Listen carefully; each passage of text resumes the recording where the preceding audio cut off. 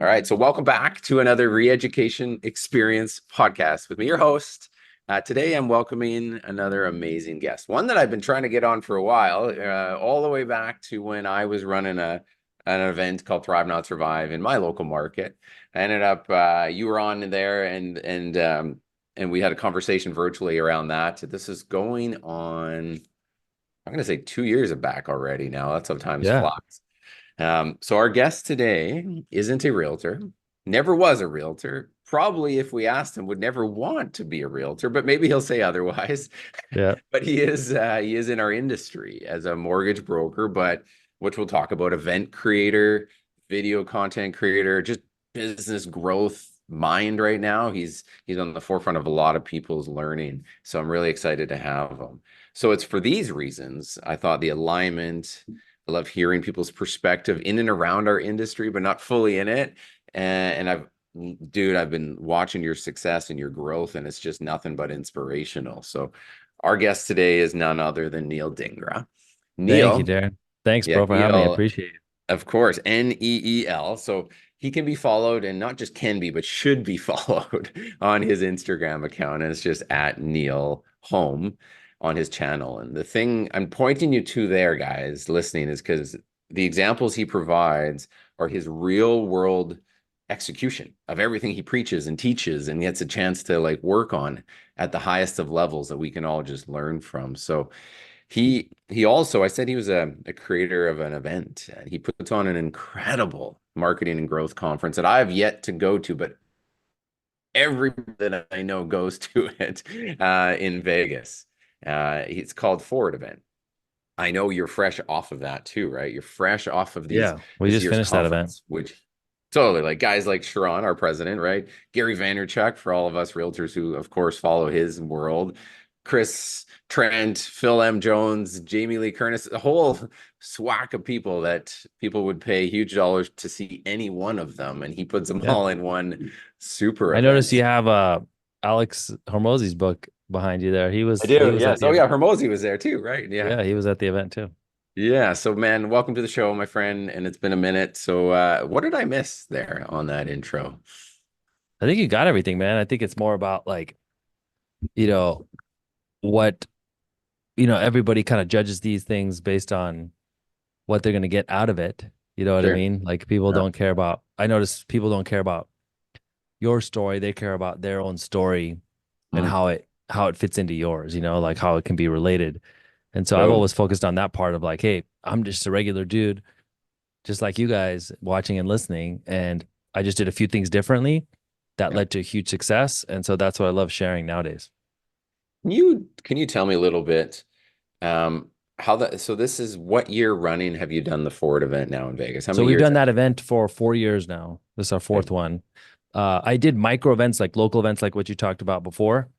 And the reason why I love events is because, events change lives, Mm, like it's just the way it is. Um, it's just live experience. I've had that personal experience myself going to an event. It hits differently in the room. People say, well, I'll just watch the replay. right. It's better than not doing that for sure, but it's totally different when you hear it in the room because something clicks with you there. And it's not just the information, it's the spark you get afterwards. So I've got countless messages, like literally hundreds of messages, Aaron, from people after every event that said, bro, here's what I did based on, I finally got inspired. And it's things that people have been putting off for years sometimes. Right. Sometimes it's like a move that you knew you needed to make for like 10 years. And then finally it clicked for you at the event. You're like, dude, I'm doing it tomorrow. Like, wait a second, bro. I thought you were pondering this for the last 60 months and you just decided overnight. Well, that's the power of the right event, the right room, the right people. And so when I saw that happen for myself, I was like, dude, I'd love to do this for others. Started doing these local micro events to teach people digital marketing, Okay, mostly that's what in they real were. They were estate. based just around kind of your Yeah, just core. Okay.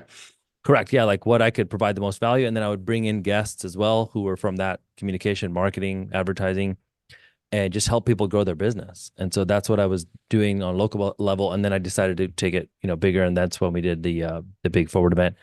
It started off with just a few people in like a freaking basement, Yeah. and you wonder if anyone's even going to show up. And now like we have 1,000 people that come out from all around the world to come and hang out with us and learn and grow. And like not just casual conference seekers, like real, like high performers across industries coming, not just to be on your stages, but like the people in the audience, the caliber of that is insanity, right? When I look at the people and I Yeah. know the people in my It's the Rolodex. people in the room that are going to give you the kind of the some of the most benefit. Like obviously you get value from the stage, but you get value from people around you. So I know you've implemented this, Darren, in your business strategy and growth.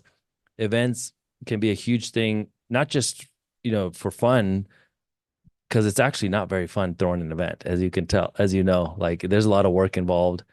It can be pretty painful putting together an event, all the stress and all the headache, Yeah. but the impact to your brand and to your business, if you do it correctly, is huge. So I would say this for anybody watching and listening, like what's, something that you would like to happen next year or this year? And it might be more customers, it might be more recruits, it might be more business partners, whatever that is, or it might be just to build your network and your brand on social. Cool. Part of your strategy can include throwing your own event. And it doesn't have to be anything big. It could be literally like you partner with somebody locally, bring in a few people, make it about XYZ.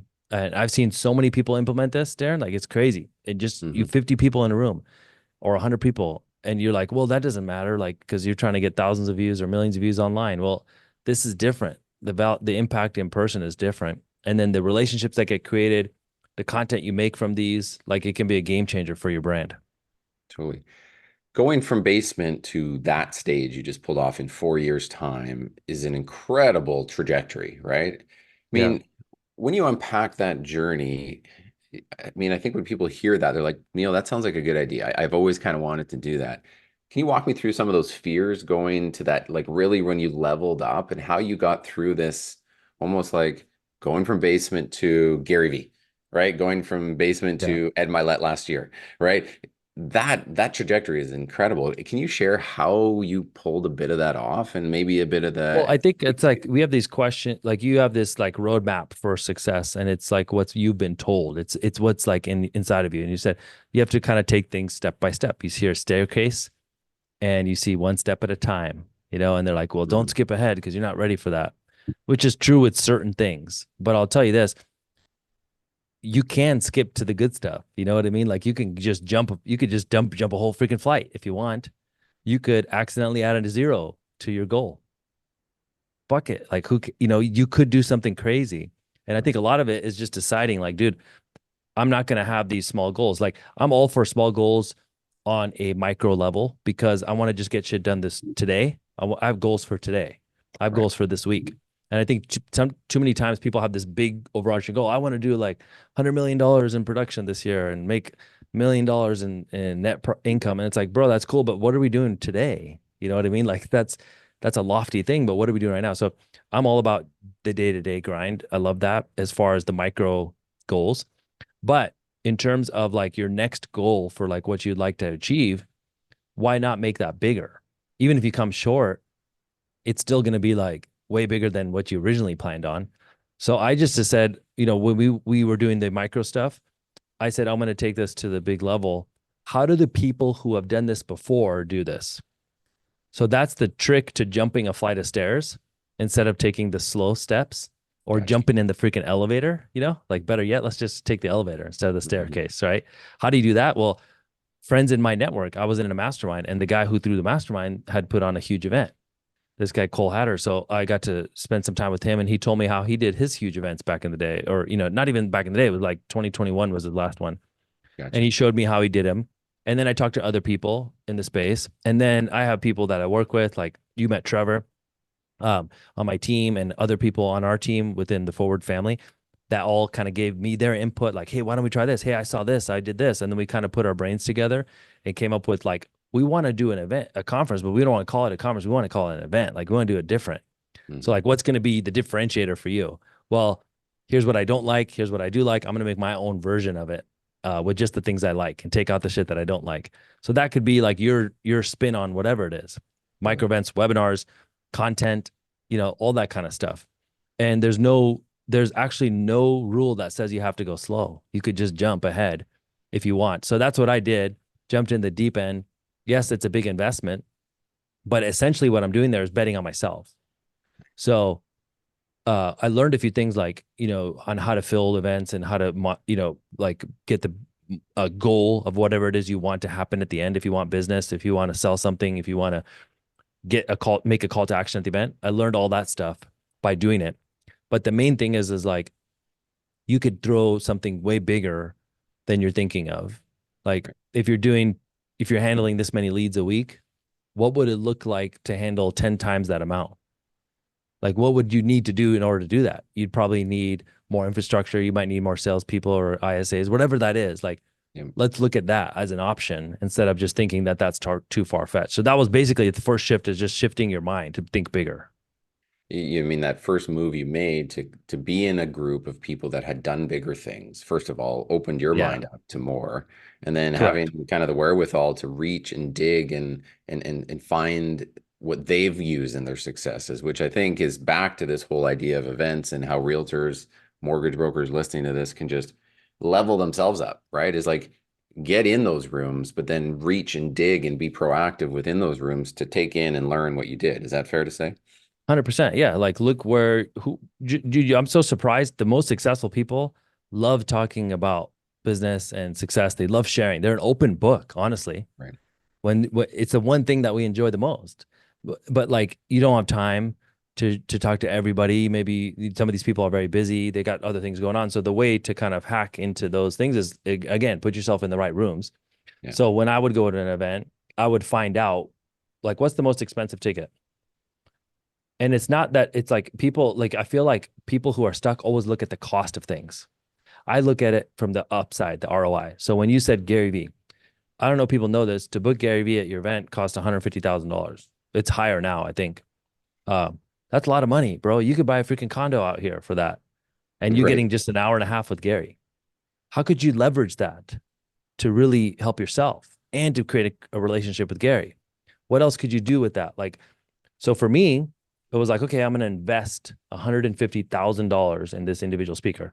Now, I'm not saying that's the right move for your event. There could be other speakers that could be more or less valuable depending on the theme of your event. That's great. But I'm going to leverage that. And in the beginning, it wasn't that. It was like a $20,000 speaker. Or in the beginning, it was just people in my network for free.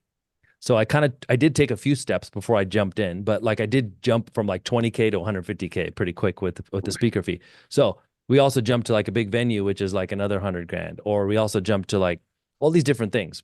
And the way I did that again was through the advice of other people who had done it before. So that was the big help. But I view that 150K as an investment.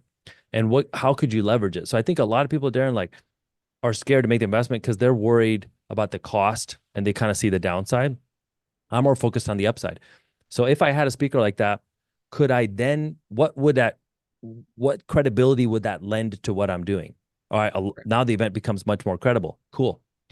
Could I leverage that speaker to get other people to come? And could I be honest with them and tell them, hey, I blew my budget on a few speakers, so I can't pay you guys, but hey, it's going to be a world-class event. Would you just want to come speak? I'll get your hotel room, but I can't pay your speaker fee, but like I'll speak for your event. Like, could we trade here? So I did a lot of that where as I built my network of like, dude, I'm doing this world-class event. We have the best AV team. It's at this world-class resort. We have world-class speakers, but I don't have enough budget for XYZ speaker fee. What could we do here? And people will work with you. So I just said, like, how could I leverage that? Also, while he's there, could we shoot a podcast together? There's content. Could we also divvy up his time on stage to where he's doing a keynote plus maybe a fireside chat with me? That's another piece of content. Like, for example, Alex Hormozy just spoke at our last event. Now, I'll tell you this, that dude's probably one of the most difficult people to get to speak at an event. Like, it's literally impossible. I don't even know how you can do it, honestly, now, because you can go to his website. The fee was like 50K. Then it went to 100K. Now I think it's 250K. Like, I think they just are saying they don't want to do events, basically, is what Right. they're saying. Yeah. Like, they don't have to. Him and his wife are doing really well. They don't really want to do events. That's cool. I get it. They're at that point. But, through networking and just through asking, I think I asked every other month for about 3 years in some shape or form, and then finally got it to happen. Sure. But I'm like, okay, now I finally got this to happen. Okay, now, and I can't say how much it paid or whatever because they have like a whole confidentiality thing. But the Sure. point is like it was a big thing for me to get them there. Like, now, how could I use this to provide the most value to the audience and also to where I get an ROI too? Well, we did it as like a podcast episode live at the event. right? So the event people got it as a surprise guest. They got a ton of value because this guy's a genius. He taught so many great things at the event. They loved it. Also, I got an episode out of it that's currently blowing up on YouTube. Also, there's about 20 clips in there that could blow up on short form on Instagram and TikTok and YouTube Shorts. Also, I got inspired by a few of the things he said with me through the interview that I made a change literally on the Monday that I interviewed on Saturday. On Monday morning at the office, I made changes in my business that are already generating me more income today, just 2 weeks later. Also this, right? So I'm taking that investment and squeezing the heck out of it. I'm taking the fee I paid to Gary and squeezing the heck out of it to get $1 million out of that 150. Yeah, And yeah, so what I realized along the way was this is literally the best investment you could ever make in your life if you do it properly. Like, bro, imagine like how you could put the money in the S&P 500 and you get 10% a year. The best investors get 10% a year. Like there's a lot of hedge funds that underperform the index. totally. So if you're one of the best investors in the world, you can put $100,000 into to get $100,000 return, you'd have to put in $1 million into the stock market to get that on an annual basis. If you're really good in Right. investing, versus you could flip that on the other side, invest 100 grand in your brand, in your marketing, in your business, and you could realistically turn that into $1 million. Right. That's insane, bro. And in terms of return, like you'd have to, that's like a freaking jackpot at a casino, bro.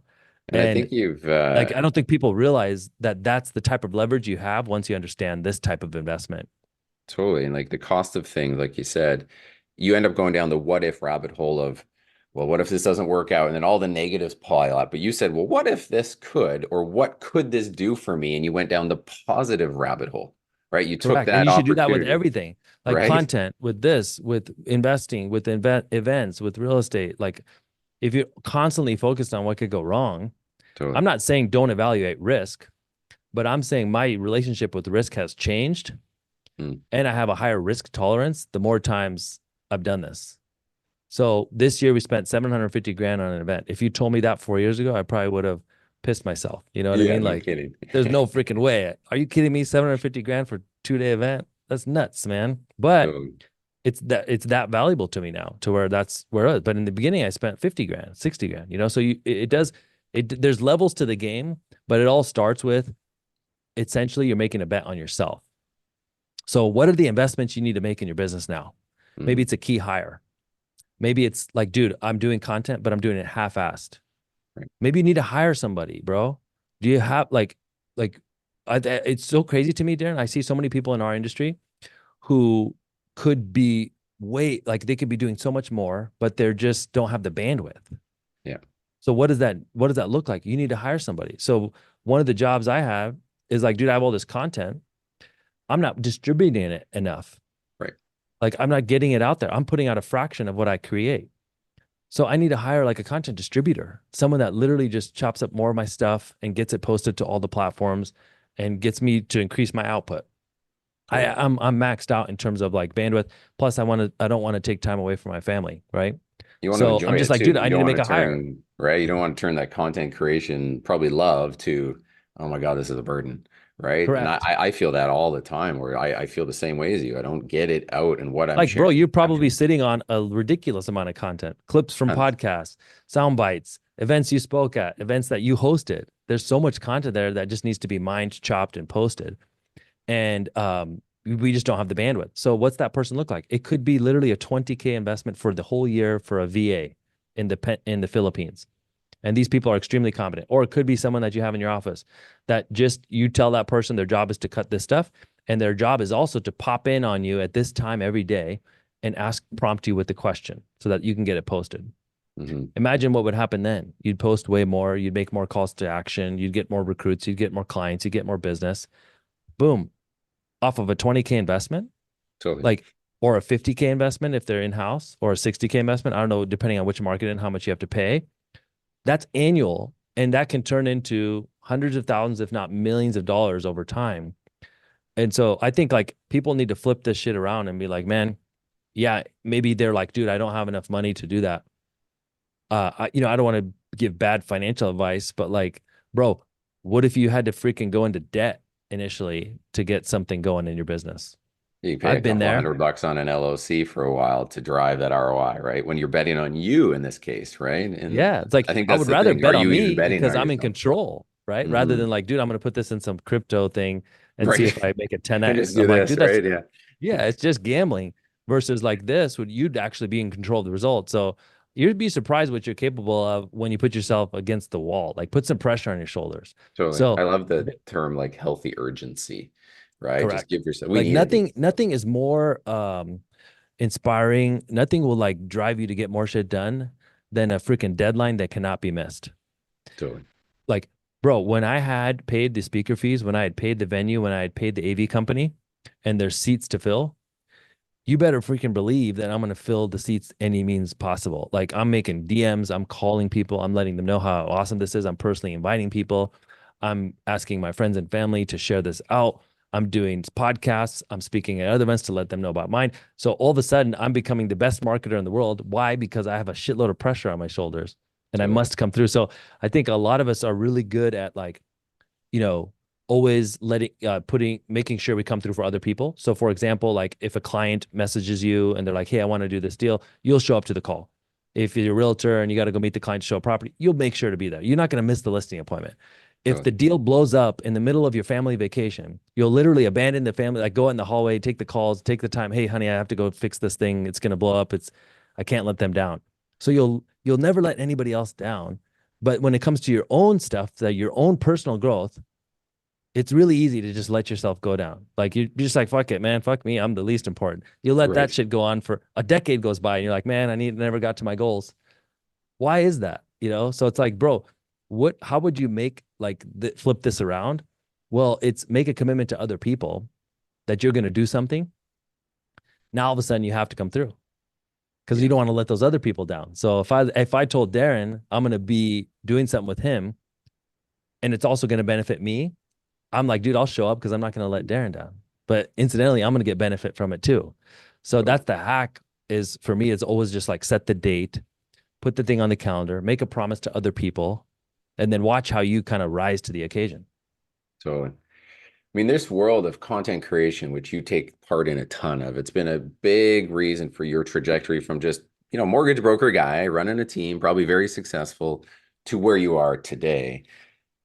This content creation overwhelm that I know Yeah. that you coach to, is getting worse or better out there right now? Are people getting more burnt Well, out, more overwhelmed than ever? Tell me I about think where you think. informational content is like, you can get burnt out on doing it. You also get burnt out on the day-to-day stuff because we as people in the industry, as educators, we tend to devalue the value.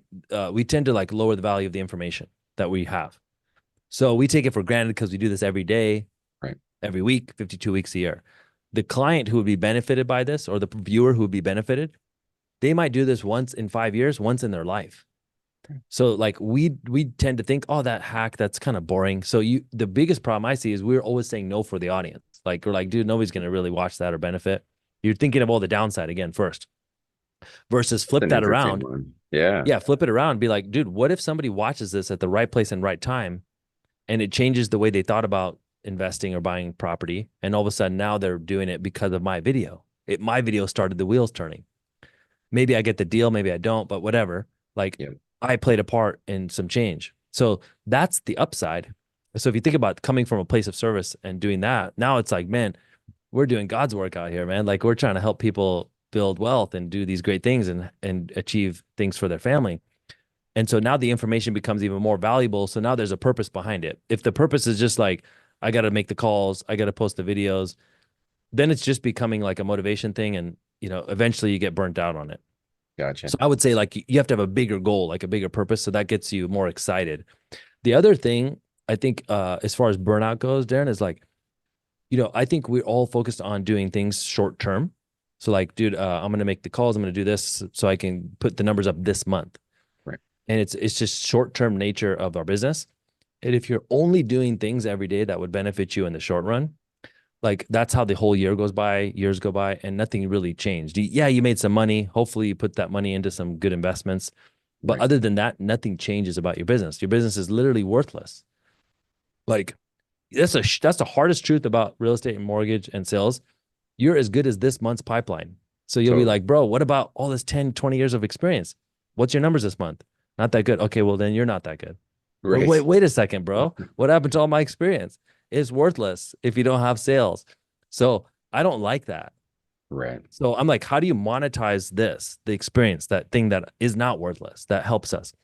That's content. It's helping other people. So I like to serve the Neel of today and this month for these month's numbers, but then I also want to be doing an activity, and I think everyone should be doing an activity that would serve the future you. So the guy who's 5 years down the road, what's that person going to look like? Like what opportunities is Darren 2029 going to have? Well, I can tell you this, if you put out content and you build your brand, the opportunities that you have in 2029 will be insane. And a lot of them you won't even know what they are today, Totally. but you just know that there's some big shit coming. So I've seen this personally where some of the best things that have happened to me were not things on the roadmap. Mm. It's a random thing that happened. Like we just talked about, hey, Sharon was at the event. Well, you know how I met Sharon in person the first time? I was at the Super Bowl in Las Vegas and I made a post there. I'm there. The first comment on the post is Sharon, hey, bro, look behind you. And then he was in the box in the same section I was in. And then we got to chit chatting. And then now we're doing some stuff together.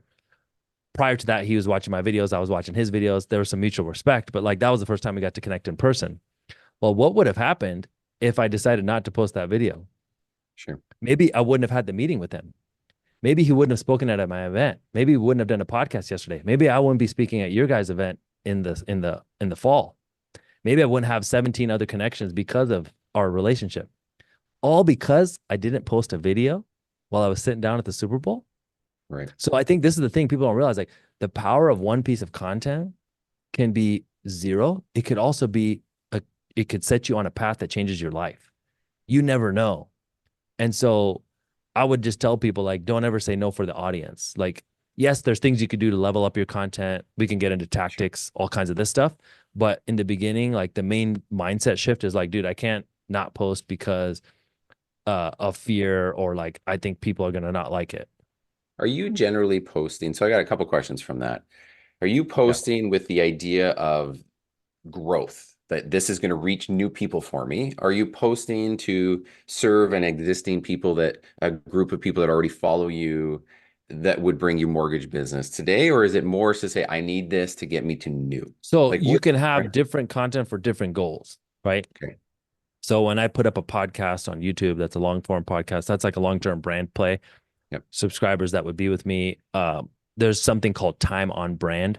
The more time somebody spends with you, the more trust that they have with you. And then whenever the need arises, you're the guy or the gal. So that's important from a long term perspective. That's just a long play. But Yep. like short term, I have content that would be just more broad, that would just be meant to bring in more followers.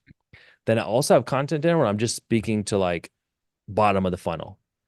Hey, if you're looking to buy a house this year, this is the great tool that you should be using. If Right. you want me to break it down for you, comment this word and I'll send you the info. That's like a direct response ad almost, but it's structured as a piece of organic content.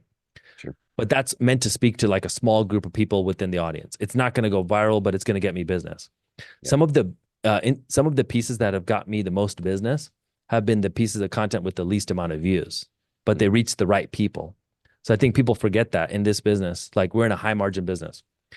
And whether even if you're not in real estate or mortgage, if every client is meaningful to your business, like if one extra customer is meaningful to your business, then view count doesn't matter Right. because it's about the right people seeing the piece of content. I've had videos with terrible views where two of the people who commented were the right people that ended up doing a deal with us. So Right. that's the most important part.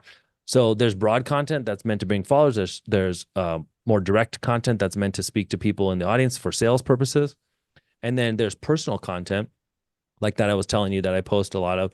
That's again mostly to the people who already follow you so that they Right. can get to know you and trust you more. And just further, So just yeah, long-term funnel, right? And I think the reason I asked that is because so many realtors see content, hear content, and like, I got to do this. They think virality is the thing. And I always challenge them, do you even have your base handled properly first? And yeah. then, of course, if you do, then you can really go with the broader, super niche or wider stuff to bring new folks. But if you're just I've missing seen all the people, people, yeah, I've seen people with less than 1,000 followers, but they're engaged. Right. and many of those people are potential clients. And I know people with less than 1,000 followers that generate six figures a year from that audience, Right. because within there are a dozen people who will transact with you this year, Hmm.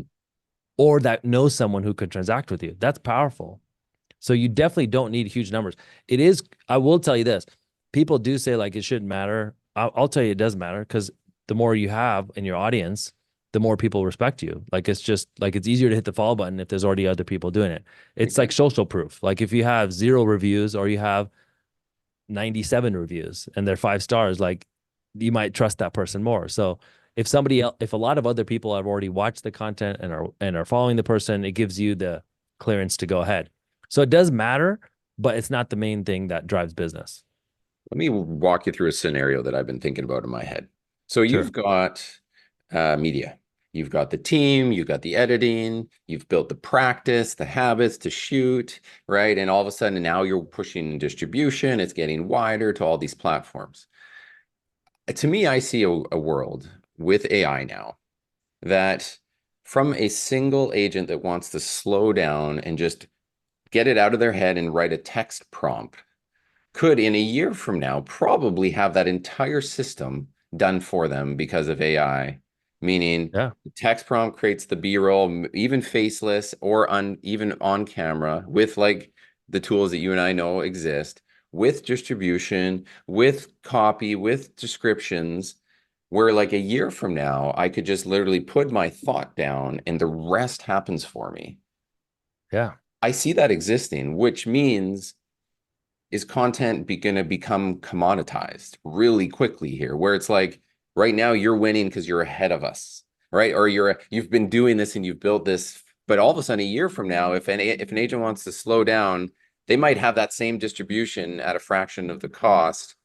And now I see noise out there. This is the world I see, where we could literally have Neil's times 1,000 because the ability to pull that off happens so much easier with AI and all the tools that are rolling down the pipeline. Do you see, does that make any sense, or am I crazy to think that No, it this could does. just I be think massively it's noise? further. I think it takes longer than we think to get to that point, but it definitely is there. Like for example, there's already things that you can create content with, but the content doesn't resonate as well, with the AI generated content. Also, the platforms require now to be, you have to, there's a button that gets turned on when it's AI content versus creator content. So they do have some protections there of like, Yeah, they want to prioritize content that was actually created by a human being versus AI. yeah, There's some of that going on. They also want to prioritize whether this is a fake or this is a real, like so people can't impersonate other people. So there's a lot of stuff going on behind the scenes, but you're 100% correct. Like we are like, for the last several years, it's like, dude, you need to build your brand. You need to put out content. We're now getting to the latter innings of this to where it's no longer like, dude, man, I'm trying to bring you in nicely. It's like, dude, you better get here or it's going to be too late. And right. it's Yeah, like, fuck, man. Maybe 3 years from now, you're like, dude, I mean, just give it up. Like, don't do content because, like you said, there's so much noise now, and you weren't in at the time when you need to be in. So I think about this, like people always think like, I'll wait till this happens and then I'll do it. right. Like, I'll wait till the market gets better and there's more activity and then I'll start posting videos. Well, wouldn't it be nice that when that time comes, you were good at video? You're Yes, really good at speaking succinctly and you could make calls to action and you had your funnel and you had your mini chat and you had your AI sequence afterwards and you had all these little pieces dialed in so that when something happens, boom, you can take advantage of it. Like yeah, it's not luck that market conditions come around and people make a shitload of money. It's they're prepared for the event, right. right? So like I feel like people have a little net, like a little, fishing net or something to get lucky. Like they're like just Right. roaming around with this little net and they're trying to catch 4-leaf clovers for luck, Yeah, and yeah, these are like your clients. And you might get lucky, you might get some business. But like then all of a sudden we come into a period where there's just luck everywhere, bro. There's just it's falling from the sky. right. But you still have this little tiny net that you're just going around with. You'll get more in it, but it's not gonna like capture much versus me, bro. I'm rolling around with this freaking Right. parachute size net, Commercial grade fishing boat, Yeah, right? bro. It's like, and Yeah, I got a freaking barge. Well, yeah, wouldn't it be nice to have the barge when that happens? Like, I think like people are waiting for that moment to start building their barge or their net or whatever. and the Totally. time is before that. And so that's why I say like the next cycle of this is going to be much more difficult. Totally. It's not too late as of today. 100%. You should do it. That's what I We was see saying. I people mean, that's start today and you could that. still win. I like to paint the picture, not to freak people out, but there is this window of time where you still have big influence build potential before the noise is just absurd. I could almost see a world where the noise is so noisy out there with content that people turn away from online and go right back to offline relationships. And that becomes the core Yeah. because they're like, it's just so much. I can picture like those 2050 old movies where they're saying what they see all these crazy images everywhere because there's just so much being thrown at us. That's why I do other things. So like, why should people come to events when you could just get all the information online? So Well, because events are different, right? And wouldn't it be nice that when you get to that point, Darren, that you speak of years from now, where content online is like fucking, it's just too much, man. It's just noise. And mhm, what's the antithesis of that? Is flying to a room to do something together live. mhm. And like, Wouldn't it be cool to be good at that thing when that time comes? So that's why I'm doing it now. It was the most difficult I've ever had of time filling events in the last 24 months. Why? Because information is no longer valuable. Information is everywhere. It's abundant and it's free. So if you're selling information, people are like, I'm not paying for that. I could just watch it tonight on YouTube, bro. I don't need to go pay to see Alex Hormozy. I could just read his books and watch. He uploads 3 amazing YouTube videos a day. right, Like you can find anything you want on the internet. But what's it like to do ask questions live? What's it like to network with other people? That's why I do events. Same thing with like email.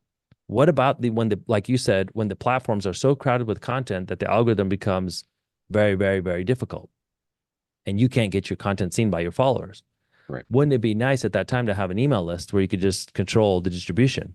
So that's why I'm using this time right now to even build a small, like to continue building my email list. Even if it's just a few people a week that get added to my email list, I control my communication with these people now. It's not up to Facebook or YouTube anymore. It's like I can just shoot them an email with some valuable information. I could do a call to action this week. So it's like online leads to offline. right. And you need, the answer is not or, it's both. How could your online stuff lead to more offline? Totally. Yeah, I mean, it's like that parallel journey, right? We don't need something to just be happening in series. Right now, with all that's coming our way, there's a couple paths we should be taking at the same time that lead to just a Yeah. bigger, right? And imagine, what's crazy right now, to your point, Darren, is like when you make calls to clients and you actually have something valuable to share with them or business partners and you take time to listen, they're actually shocked because nobody takes the freaking time Right. anymore. We're in this, world where everything's online and like people really value the in person. So I think there is a point where it's coming to where people it will shift back to the other part of like they really value people who are competent and can talk and that you can't send a freaking robot to do that. There's no AI for that. That's you. No.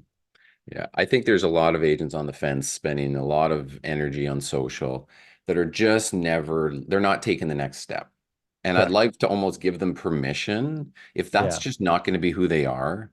If they're not going to do it, no matter how much Neil provides you the tools and AI provides it, just you could redirect it to the personal relationships this business started with, and you could make 7 figures and can continue to make 7 figures among all the craziness that you and I are seeing experience as we're playing in this game. I Yeah. just there's permission there, guys, if you needed it, right? To not play the game that Neil has done and I'm Mickey Mousing my way with, and to still have an incredible business, right? But and 'Cause- also give yourself credit. Like you're doing a podcast. You know how many people don't like what's the stat on podcast? People don't even get it to episode 8 yeah, and then yeah, they it's give pretty up, low, right? right? It's like Yeah, 90 plus percent of podcasts. So like that puts you in the top percentile. You're producing events, you're networking, you're building your team. So like, like there's progress there in terms of what we're doing, but then at the same time we could be doing a lot more really. using these tools. So my thing is like AI is not going to replace us, but it's going to allow people like myself and you and the people listening who are serious to just ramp up their production in terms of output. Like I'll give you an example. I'll drop a full episode of what you and I are doing into a software called Opus.pro. Opus will find the clips within minutes, give you the clips ready to post on social with the captions there if you want them. And they just added a feature where now if you wanted to put B-roll in the clips, you can turn automatic B-roll on. I don't use that because it's like content is, certain content doesn't need B-roll anymore. And then also they have a feature now where it can connect to your accounts and you can, with one button, post the video to 4 accounts. Oh, amazing. So it's like, dude, it's these tools. Yes, they're going to replace some people, but like they replaced the video editor, Yeah. but they allowed me, the creator, to 4x my output in minutes. The guy who's slowing down to do the thing to create it now has way bigger amplifier on them, way better execution, and that's why that gap's going to grow really fast, right? Yeah. So then the people who are already in the game doing the thing are good at the thing. Now Totally. they get to put gas on a fryer. So That's then right. their gap between the guy who's now is here, this person still is debating whether to start. Like there should Totally. be zero energy on whether or not to start. The only energy you should be spending is like how to get better and how to Yes. do more. That's it. And Now you speak. people like you and I, like we shift our content pretty soon to supporting those who want to do more and less of the trying to convince the people to get off the starting line. Like at some point, the people who are just not doing it sounds kind of harsh, but like they'll be just left there because 100%. there's so many people who want to do the thing that we can help and support to do more. Yeah. And there's enough of those people to where now you kind of forget about like the whole convincing argument. Like we can't convince you to do it. It's like, man, Mhm. Godspeed. God be with you. So you're you've been posting a little bit also, speaking of like something we're about to go through is this NAR settlement issue. And you've gone Yeah. ahead and you've put that out there as a broker.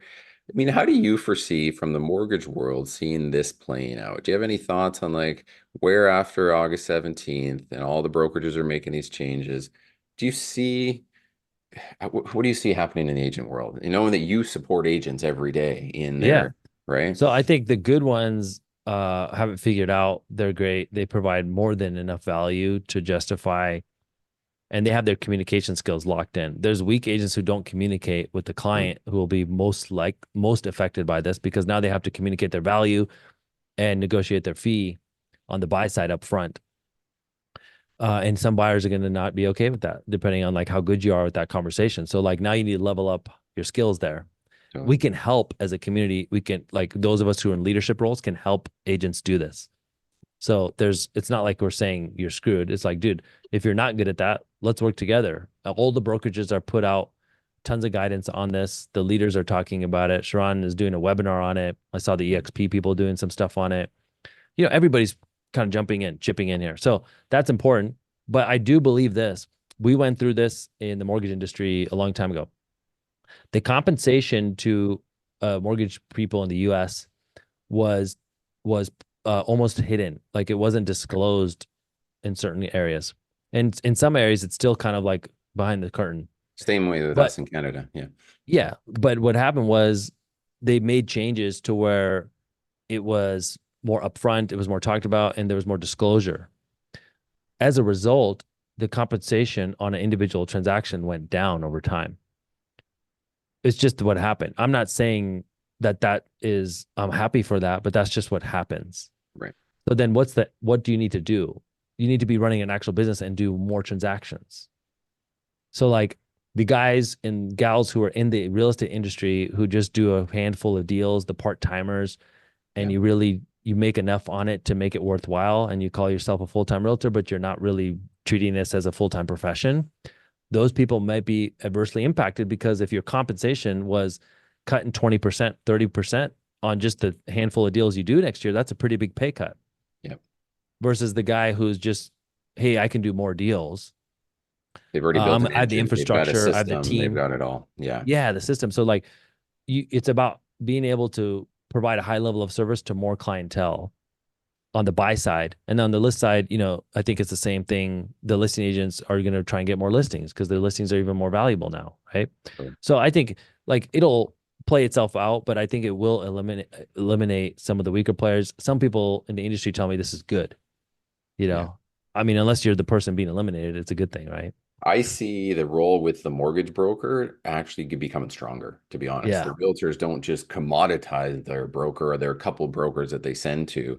They use their connection with the valuable mortgage broker to help lean into their value. And if you can build Yeah. that communication, I see that relationship tightening for the good ones. Do you see that too? Yeah. So it's like you provide a concierge type service. So here's what we do for our buyers. We help you with this. We have a Mhm. partner that helps you with this.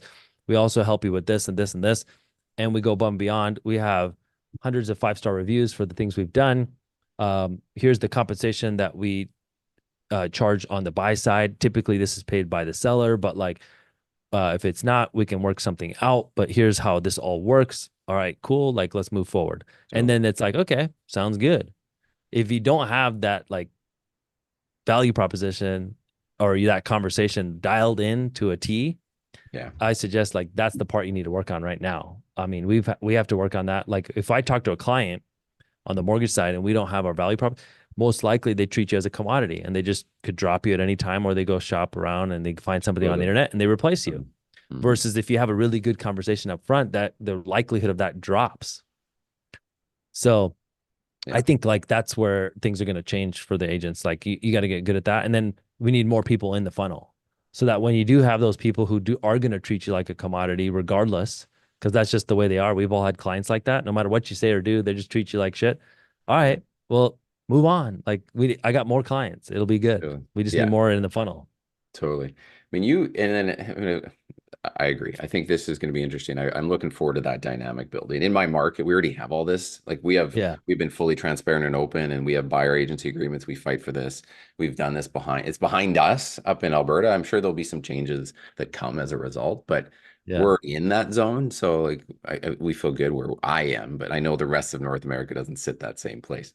So Yeah. Some people are worried about it for sure. I even big made the time. post and like a lot of agents were kind of like happy about the change. They think it's good for the industry long term. They said there's some pain short term, but long term it's good. But then there were some other agents who said, "Hey, dude, stop talking about this. Yeah. This is bullshit." Like they got mad that I was posting Totally. about it.